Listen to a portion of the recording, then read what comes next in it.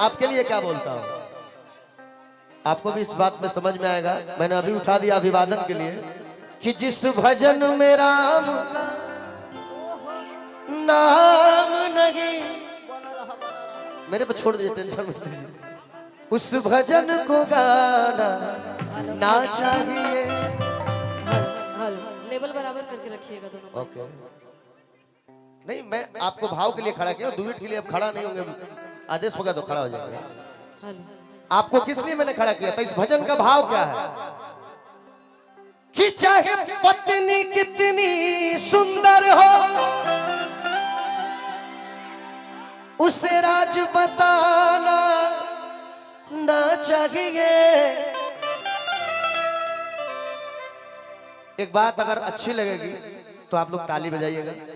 चाहे पत्नी कितनी सुंदर हो उसे राज बताना ना चाहिए, चाहे भाई कितना बैरी हो उसे राज छुपाना ना चाहिए। इसी के लिए खड़ा किया था तबले बाबू कि जिस भजन में राम का नाम नहीं उस भजन को गा।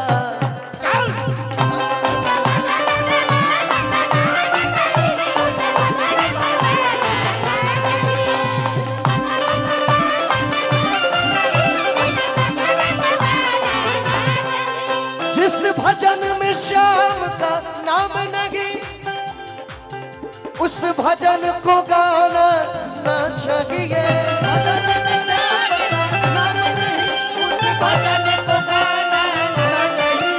जिस भजन में और जिस भजन में राम का नाम नहीं उस भजन को गाना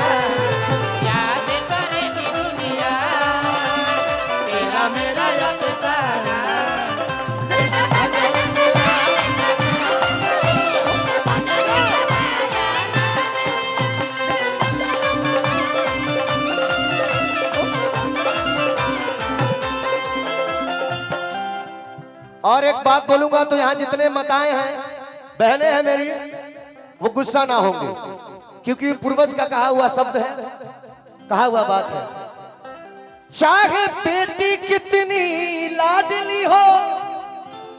भजन का मतलब सिर्फ ये थोड़ी होता है कि प्रभु का गुणगान ही हो, चेतना भजन भी भजन ही होता है। चाहे बेटी कितनी लाडली हो उसे घर घर घुमाना ना चाहिए। मीठा अब लड़का खुश हो गए सर कि हमने पे कोनो नियम ही नहीं, नियम बनल बा भाई। चाहे बेटा कितना लाडला हो उसे सर पे बिठाना ना चाहिए।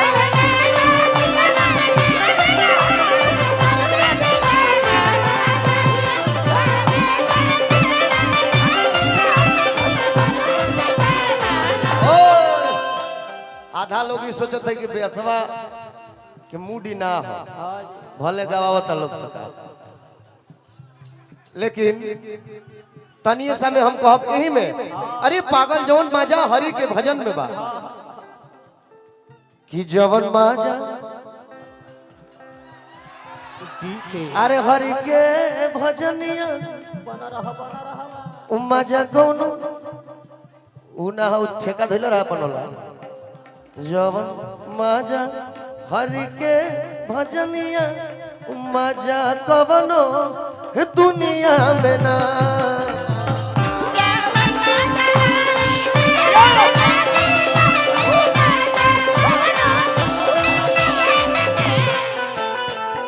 माजा कहाँ कहाँ एक मजा सौड़ हुआ न समधिया न ससुरारी में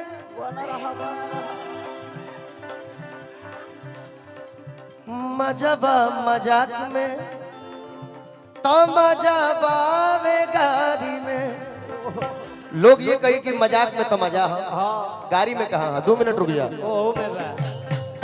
बारात माड़ो में पहुंचलन, बर बबुआ जाले मड़वा में हुए गो गीत होला, हे तमुहवा तोरे नीरे खुरे बरवा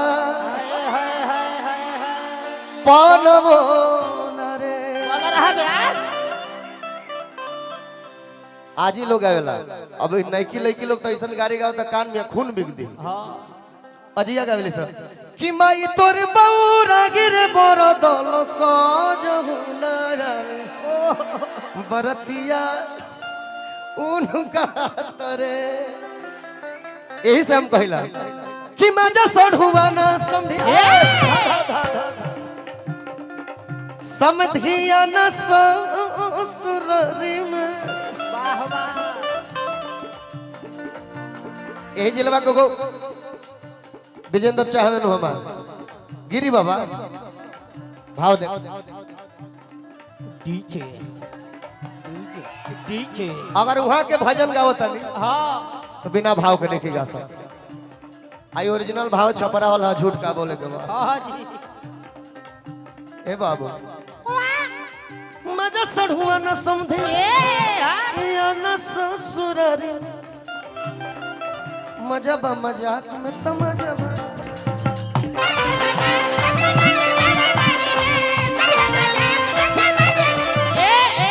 थोड़ा मैं अनुशासन में बंधा हुआ हूँ, क्षमा चाहूंगा। तब का आज लोग हीरो हीरोइन को फोटो लेके लोग निहारा था, लेकिन माई बहन पुरनिया लोग कहले बा कि जवन इज्जत कैदी मेहरिया अपनी पत्नी अपनी अर्धांगिनी जिसके साथ 7 जन्म का वचन लिया है, खुश रहो बेटा, बना रहा। आज तारा का आशीर्वाद निठा देती लेकिन देवे लग नहीं खिया। ए बाबू कि जवन माजा दे दे मेहरिया माजा हई हीरोइनियन में ना बा।